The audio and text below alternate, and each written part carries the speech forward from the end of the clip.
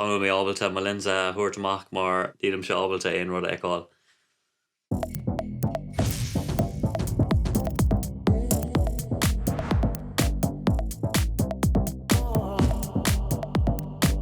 Is Mise Féin is as carcaí mé agus is múinteoir mé.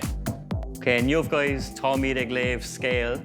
Ihauna 2019 i gCorcaigh. An céad am a rinnemer a líonar mraig agus bhí má carta agus má clón ag rá tá sé sin ar aus caiig tú é sin i dhéanamh an tomar fad, so sin mar thosaigh mé.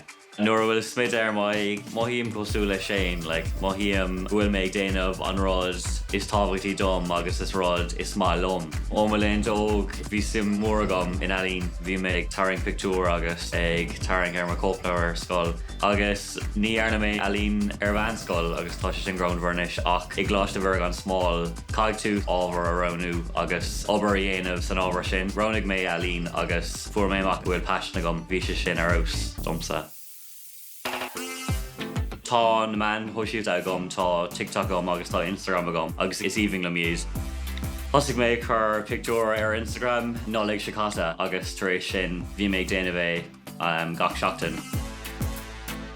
Ach bhí sé Jackar ar dús domsa mar is múinteoir bunscoile mé agus bhí drogal orm ar dús mé féin a chur ar Instagram nó ar TikTok mar bhí sé an difriúil dom.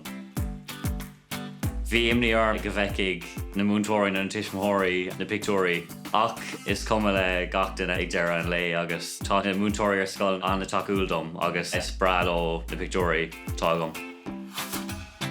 Tugam Milan inspiráid as na man thuisiúta ealaíontóirí cosú le James Charles, Nikki Tutorials. Cosig siad sa seomra cosú lumsa ach inis is réalta mór iad. Nuair thosaigh mé ar dús, níor thuig má hismóirí nó má clón agus má carda cad é smididh SFX ach inis is siad má clón má lucht takeíochta is mó. Tá sé rá gach seachtain inis cad atá tú ag déanamh an seachtain seo. So yeah, tá sé sin go as.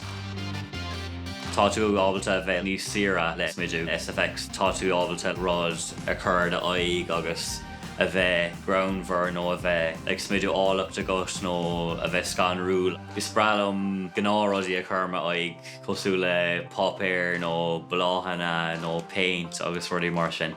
Is sort éalachas é smididh domsa freisin.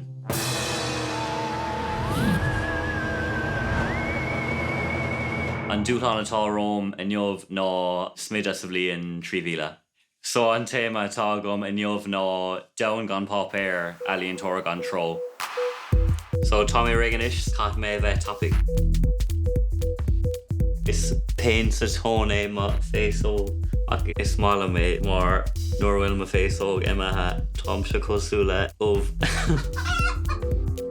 Is ealaíontóir mé agus bhí mé ceappa san níos digitach sa bhliain 3,000 beidir nach bhfuil éon pop air ag an ealaíontóir agus beidh mé cuioine ealaíontóir brónach mar níl aon pop air agam. Caig mé a dhéanú arís tá sé róthe.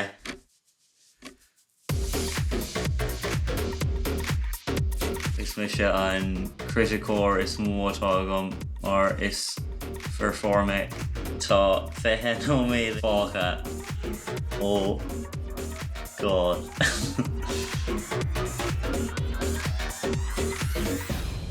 Cúig nó méid fácha so tá mé beag na gréig.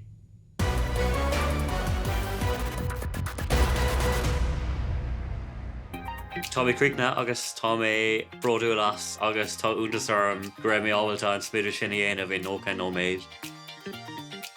Slán.